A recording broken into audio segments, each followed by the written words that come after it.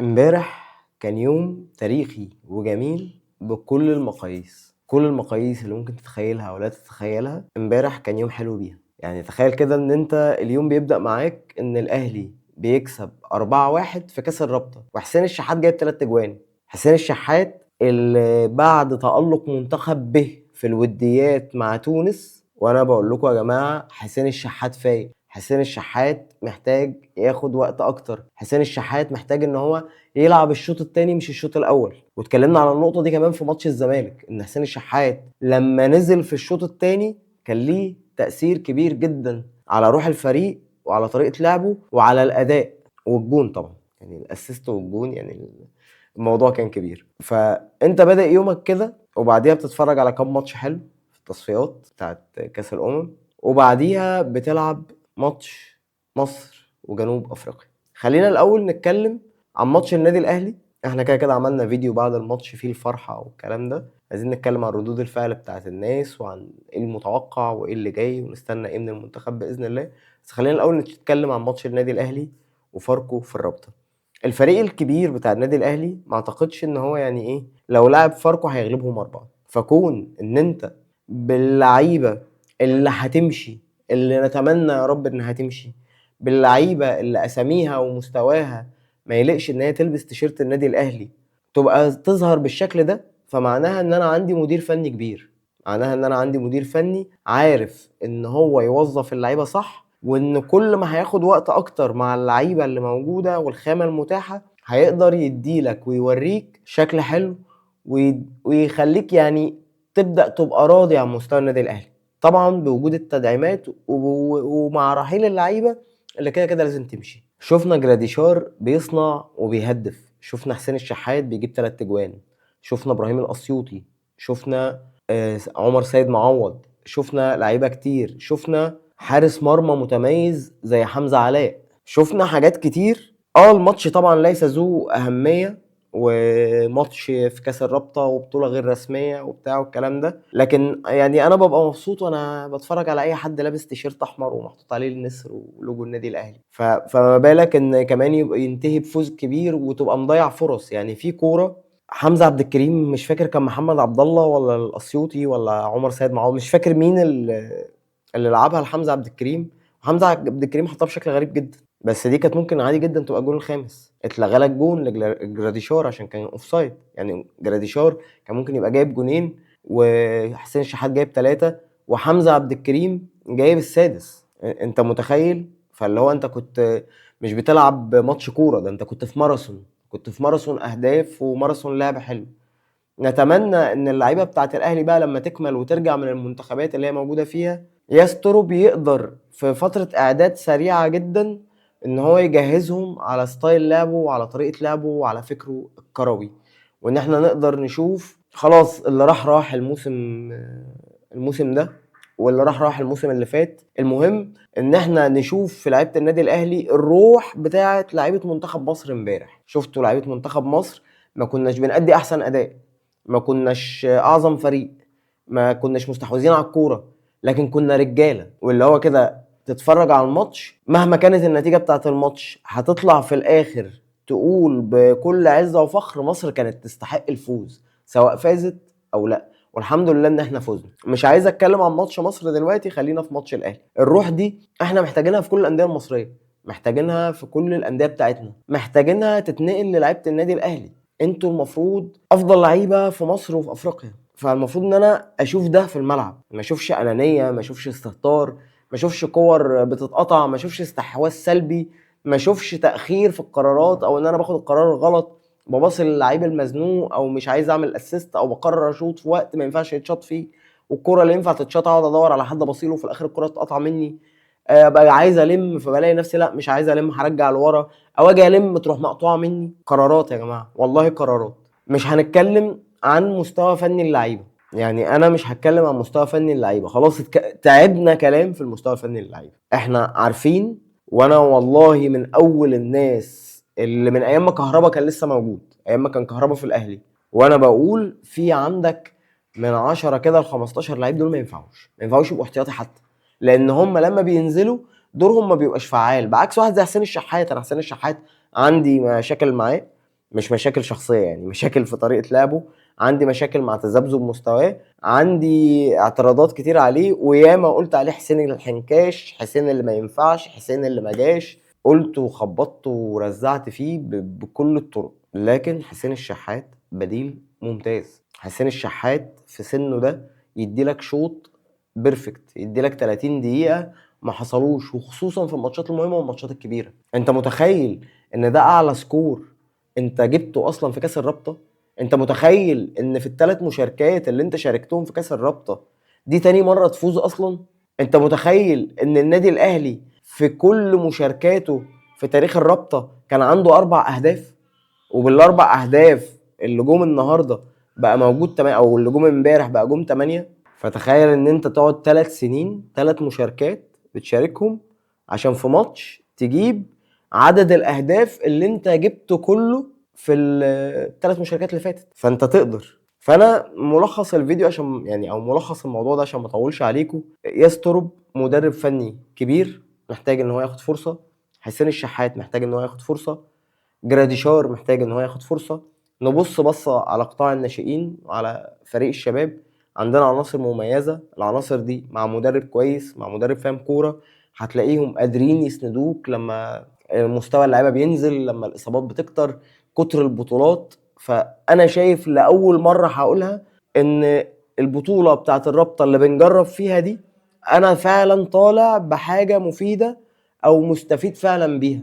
غير كده انا الاول لا، انا ما كنتش بستفيد، انا كنت بروح عشان اتهزم واتفضح وابوظ نفسيه اللعيبه بتاعتي وخلاص، والمدرب بتاعي ما بيقدمليش حاجه جديده او ما بيقدمليش فكر جديد او ما بيخلينيش اشوف حاجه احس ان هي تطور او حاجه ليها لازمه. ان انا شاركت في البطوله دي، اللي هو انا بشارك البطوله دي عشان اخسر، انا بشارك البطوله دي عشان ما ادفعش الغرامات بتاعتي بس كده، مش بشارك البطوله دي عشان اي حاجه تانية. فطبيعي ان انا كنت مبسوط طبعا بالفوز، ونتمنى ان القادم يكون افضل، وان اللعيبه بتاعت مصر باذن الله يعني او لعيبه الاهلي اللي بتلعب مع منتخب مصر تبقى راجعه بصوره وبقوه وبنفسيه عاليه جدا، بحيث ان احنا نقدر نرجع بقى نكتسح كل حاجه مع التدعيمات اللي جايه، ونشوف الاهلي ومنتخب مصر بشكل كويس وفي افضل حال. فدي كده اول جزئيه.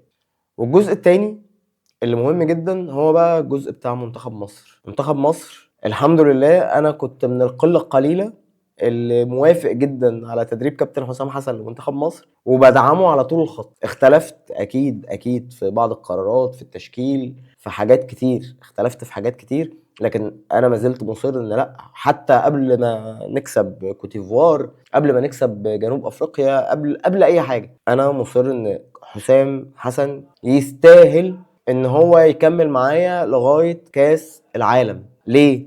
عشان احكم على التجربه دي حكم كامل، افتراضا ان احنا كنا قدنا وحش وطلعنا من دور المجموعات في افريقيا زي ما اغلب المصريين كان مقتنع او متوقع. فخلاص حسام حسن يتركن بقى ونجيب مدرب اجنبي لكاس العالم، نروح كاس العالم ما نعملش حاجه فنرجع حسام حسن تاني، ما هو احمد زي الحاج احمد، دي خلاص الكلمه بتاعتنا. لكن ان انا اديله فرصته الكامله عشان تبقى تجربه وانتهت بسلبياتها وبايجابياتها، ما هو ممكن يأدي في كاس العالم ويفضل معانا 5-6 سنين قدام زي كابتن حسن شحاته، انا ما عنديش مشكله، انا موافق، هحب ده، ما هو طالما بينجح. طيب هو كل الناس بتخبط فيه وكل الناس بتحاول تفشله بكل شكل ممكن وغير ممكن، فانا الحل بتاعي ان انا لا اديله بقى وادعمه، وخصوصا ان الراجل اثبت لي حاجه، الروح اللي لعب بيها منتخب مصر امبارح دي قسما بالله ما شفتها من 2010. من 2010 هتقول لي ما احنا في 2017 لعبنا وفي 2021 لعبنا، من 2010، من 2010 انا ما شفتش منتخب مصر بالشكل ده وعنده الحمية دي وعنده العزيمة دي وعارف هو عايز يعمل ايه. يا راجل ده انا مشكلتي مع الاهلي ومع منتخب مصر في كل الماتشات السهلة ان انا بضيع اللي ما بيضيعش، وبصعب عليا ماتشات ممكن اكسبها سكور واوقات بطلع منها متعادل او مهزوم. تخيل ان حسام حسن امبارح كل الهجمات اللي منتخب مصر عملها جابها جوان ما عدا هجمتين 3، واللي هم ما كانوش هجمتين، مش هجمات خطره اللي هو تلوم فيها لاعب مثلا او تلوم ان هي ازاي ما جاتش. ال3 هجمات اللي انت عملتهم صح، ال3 هجمات جوان. اللعيبه رجاله، امام عاشور نازل تعبان بس بيديك 70 دقيقه ولا 75 دقيقه بطل. محمد صلاح ما مش قادر يديك المجهود، وده طبيعي بحكم السن وبحكم الظروف وبحكم برضو الشكوك الداخلية اللي عنده بسبب أداء المنتخب وبسبب أدائه الموسم الحالي. يعني محمد صلاح مش السن بس يا جماعة، السن ومستواه في ليفربول، وهيكمل في ليفربول ولا هيروح نادي تاني، الشعب المصري، الإعلاميين اللي بيهاجموه، الناس اللي بتتهمه إن هو ما بيديش كل حاجة لمنتخب مصر، ما كل دي ضغوط وكل دي حاجات تأثر عليك في الملعب مهما كنت لاعب كبير. احنا بني ادمين مش ملايكه، احنا بني ادمين مش ملايكه، ومش كل الناس ابو تريكه، او الحق نطق اهو. الله اكبر، الله اعظم، والعزه والجلاله لله. فعندك عمر مرموش عنده ضغوطات، هتقول لي عنده ضغوطات ايه ده لسه عيل صغير؟ هقول لك لا يا حبيبي، ما هو عمر مرموش ده بعد ما كان تاني اهم مهاجم ولا تاني اهم هداف في اوروبا السنه اللي فاتت، مانشستر سيتي اشتراه وحطه في الثلاجه، ودلوقتي مهدد ان هو هيروح يا اما استون فيلا هيروح توتنهام. ف عنده ضغوطات من لعيب بحجم عمر مرموش، ومن لعيب مصري عنده حميه ومقدر النجوم اللي على التيشيرت ومقدر علم مصر. تنزل تحت شويه حمدي فتحي ومروان عطيه لا خلاف عليهم ولا جدل عليهم، على اليمين محمد هاني، على الشمال احمد فتوح. يعني بقول لك ايه، يعني محمد هاني عنده اخطاء وفتوح عنده اخطاء، بس الاثنين رجاله ما تقدرش تلوم عليهم في حاجه. حتى الجون اللي دخل فينا زورب ده اللي فتوح دخله ما تقدرش تلوم عليه، خلاص قدر الله ما شاء فعل، المهم الفوز. ما ينفعش تقول اصل لو كان مغير، لا مفيش، اصل هو تمام احنا راضيين. يسلم فتوح، ترجع ورا ياسر ابراهيم وحسام عبد المجيد ورامي ربيعه، لا متالقين متالقين بجد. المنتخب شكله كان حلو، والكوره بتاعت حسام عبد المجيد كانت مميزه جدا، اللي كانت ممكن تيجي جون لو كان ياسر ابراهيم يعني على ما اعتقد كانت هتدخل، بس ما علينا. يعني كوره ملعوبه حلو، فاللي هو انت في عز ما انت هم مستحوذين 70% وانت 30%، انت مسكتك للكوره خطر، انت مسكتك للكوره خطر. الشناوي طبعا يعني مش هتكلم عن مستواه، احنا نقول اللعيبه كلها رجاله، مش هتكلم عن الجون التاني الغريب اللي دخل فينا او الجون الاول والله، لكن هتكلم ان احنا عندنا مشاكل في الكوره الثابته والعرضيات. هتكلم ان احنا عندنا مشكله، ان ما عنديش مشكله ان انا ابقى بلعب دفاعي ومقفل، بس امشي الكوره شويه، يعني امشي الكوره حتى في نص ملعبي، اللي هو افرهد لعيبه الخصم، ما يبقاش الخصم انا بطوح الكوره هو ياخدها ويفضل هو ضاغطني. العبوا عليهم يعني الكلب الحيران، سوري يعني، اللي هو خلي اللعيبه بتاعت الفرقه الثانيه تخش وباصي وما ترجعش مناطق الخطر. عندك فيها 20 متر في الملعب من دايره السنتر لحد ال 18، باصي هنا ووزع وطلع صلاح قدامي باصي له باصتين، اللي هو بس نبقى ايه بنمسك الكرة شويه ونركز في العرضيات ونركز في الضربات الثابته ونركز ان لو محمد الشناوي هيبقى هو اللي موجود نفهمه ده ونقول له ده. لكن في العموم ممتاز ممتاز. وحسام حسن يا جماعه لو لا قدر الله خسرنا من السنغال، ودي هتبقى يعني مش الطف حاجه خالص على نفسيتنا ولا على نفسيه اللعيبه، وخصوصا على نفسيه واحد زي محمد صلاح. لو لا قدر الله خسرنا من السنغال، فاحنا المفروض ما نضغطش على حسام حسن، هو كتر خيره، كتر خيره بجد. ولو كسبنا السنغال ورحنا نهائي، يبقى اكيد اكيد اكيد عايزين البطوله، بس لو لا قدر الله حصل شيء ما وما خدناش البطوله فالحمد لله. انت ما كنتش متوقع كده، انت ما كنتش بتحلم بكده. انت اكتر واحد متفائل كان هيقول ان مصر هتطلع من دور ال 16 مش هتوصل لدور الاربعه. يعني دور الثمانيه ده ما كانش في احلامنا اصلا، يعني دور الثمانيه ده ما كانش في احلامنا اصلا ان احنا نوصل ليه او نقرب منه. فشكرا شكرا للشباب وشكرا للرجاله وشكرا لكابتن حسام حسن وشكرا للعيبه. ونبني بقى، نبني على اللي وصلنا له، معسكرات اعداد كتير عشان اللعيبه دي تلعب مع بعض كتير، ماتشات وديه مهمه وكبيره، ومتفق مع الفرقه اللي قدامي انت هتجيب لي لعيبتك الاساسيه وهتلاعبني بلعيبتك الاساسيه.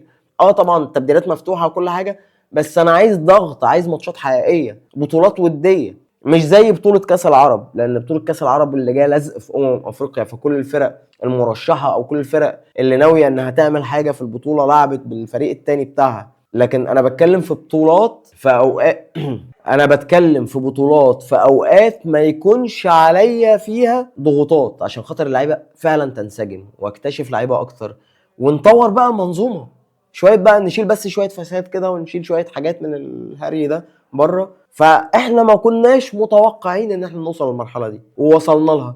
الوحيد اللي بيتكلم كوره او يوتيوبر او اعلامي ومشهور وقال ان هو متفائل بالبطوله دي ومتوقع ان احنا هنعمل حاجه، هو ممدوح نصر الله. وانا بالنسبه لي هنا على التشانل بتاعتي انا متفائل ومتوقع ان هيحصل حاجه من بدري، لان انا متفائل بحسام حسن وشايف ان حسام حسن يستحق ان هو ياخد الفرصه بتاعته.